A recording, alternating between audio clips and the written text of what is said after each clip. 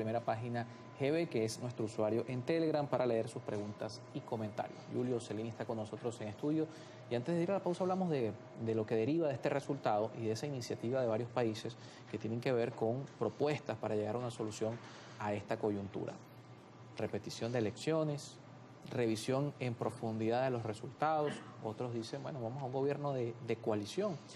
Algunas propuestas ya los actores han dicho que no. Por ejemplo, el caso de la repetición de las elecciones, ya María Corina Machado dijo, aquí no se pueden repetir elecciones porque no se puede repetir hasta que el resultado sea distinto. Lo que pasó el 28 fue lo que pasó.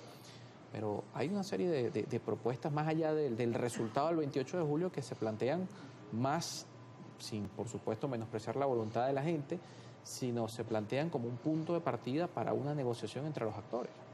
Mira, Carlos, yo creo que el mensaje que lleva intrínseca la propuesta de Brasil, Colombia y México, particularmente de Brasil y Colombia, quizás México con un poco más de reservas, pero en todo caso el mensaje que están dando es que las cosas no se pueden quedar como están, que hay que buscar una salida a la crisis política que confronta a Venezuela a partir de la elección del 28 de julio. Y eso tiene que interpretarse de esa forma, que las cosas no pueden quedarse como están, que es un poco lo que la sociedad venezolana siente en este momento, que es que el capítulo del 28 de julio no está cerrado, no está concluido.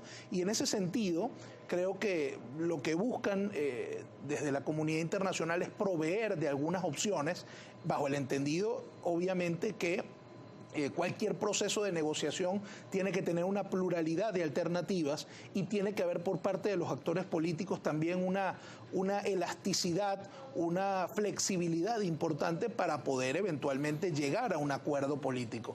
Claro está que las opciones que están sobre la mesa en los actuales momentos o que han puesto sobre la mesa estos países que tienen que ver con la repetición de las elecciones o con pues un gobierno de coalición, de amplitud, etcétera, es prematuro adelantarnos a escenarios de esa naturaleza. Yo, en lo particular, ya entrando en el fondo del asunto de la elección, de la repetición de la elección, primero creo que es, en este momento al menos, una bofetada a la sociedad venezolana que ese día salió y se expresó con las mismas reglas que impuso la institucionalidad venezolana y el Consejo Nacional Electoral, y allí se dio un resultado y que todavía no ha sido posible dilucidar.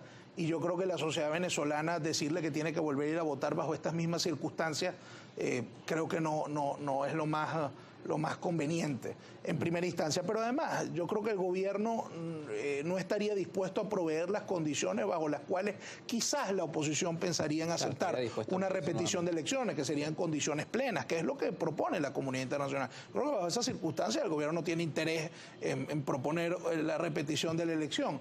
Y la oposición no estaría dispuesta a aceptar las condiciones que desde el gobierno se establezcan, que serían las mismas o peores probablemente que las que se dieron el 28 de julio, por lo cual ese es un escenario que parece totalmente descartable en los actuales momentos.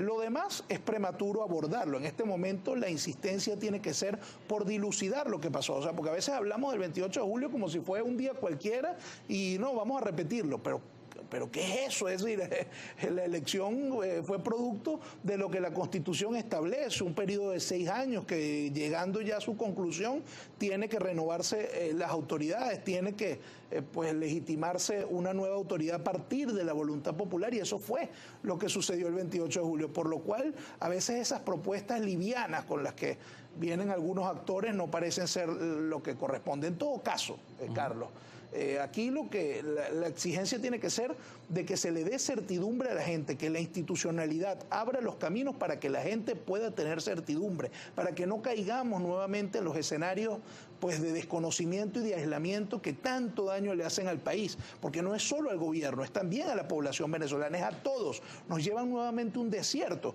Entonces tiene que haber mucha responsabilidad en los actores que conducen la política nacional de buscar una salida a esta situación, y obviamente ahí la responsabilidad primaria la tiene el gobierno. Claro.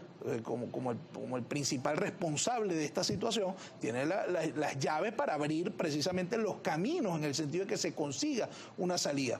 Pero hay también un tema de voluntad de la oposición, ¿no? Y de responsabilidad de estos actores de entender que las negociaciones no son un todo o nada.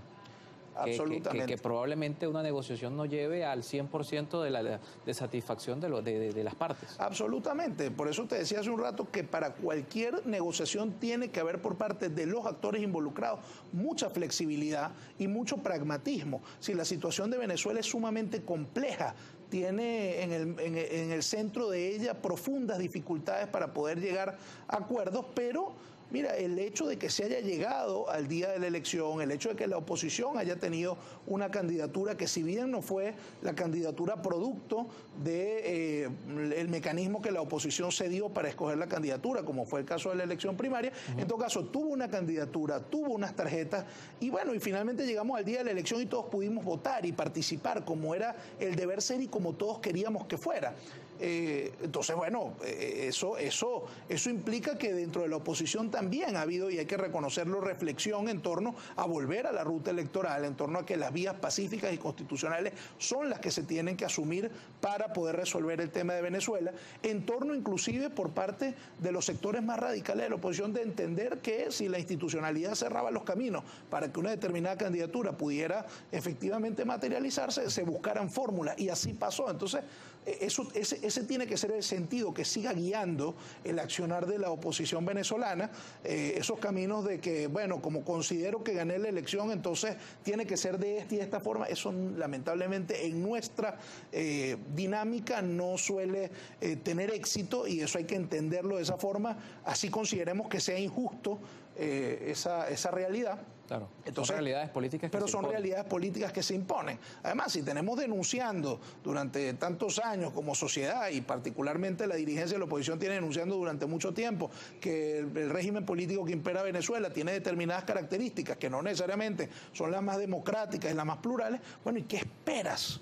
Entonces tiene que haber también mucho pragmatismo, sin olvidar, por supuesto, que el 28 de julio pues hubo una expresión importante que tiene que ser así reconocida. Y por la parte del gobierno también tiene que haber comprensión, Carlos, y tengo que decirlo, de que la oposición venezolana, inclusive en los resultados que ellos mismos mostraron, es una sola. Ese cuento de las oposiciones y que eso no existe.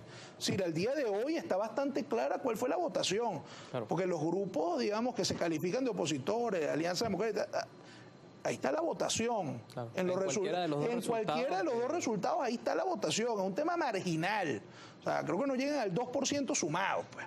Entonces, bueno, ahí está también muy clara cuál es la dirigencia política que el país tiene en este momento, y con esa dirigencia política hay que hablar con serenidad. Lo que no podemos es seguir permitiendo que el choque de trenes nos acompañe hasta enero y eso traiga consecuencias realmente devastadoras y lamentables para el país, para todos los que aquí estamos. Leemos algunos mensajes antes de irnos. Julio Cellini con nosotros en el estudio. Saúl Díaz por acá dice: buenos días, ¿por qué cree que el CNE no mostró los resultados de las actas como antes lo hacía? Bueno, ya lo conversamos acá con nuestro invitado. Andrés Brito dice: buenos días, seguir haciendo las mismas acciones nos llevarán a tener los mismos resultados. El país reclama y requiere un diálogo amplio a la mayor brevedad posible. Saludos para Andrés, que nos escribe desde el Tigre. También Hendrix Mota: buenos días, ¿cómo no va a haber actas si la oposición las tiene? Bueno, son las que están en la página web de la oposición. Y por acá también Alexander Blanco dice: buenos días, santo Dios, el país quiere paz, tranquilidad. Acepten que el presidente es el que está hasta 2031 y la violencia la generan los líderes de la oposición. Bueno, pero es que no es aceptar lo que está porque sí, es aceptar lo que la voluntad popular expresó el 28 de julio y que tiene que probarse, insisto, sea cual sea el resultado. ¿Cuál es el problema de que se revise mesa a mesa la votación en un escenario amplio y transparente? El país lo que exige de sus instituciones es transparencia, nada más. O sea, es un tema de lógica simple. Más allá, insisto, de lo que está en la ley, que establece eso, es un tema de lógica simple. ¿Usted quiere probar que ganó?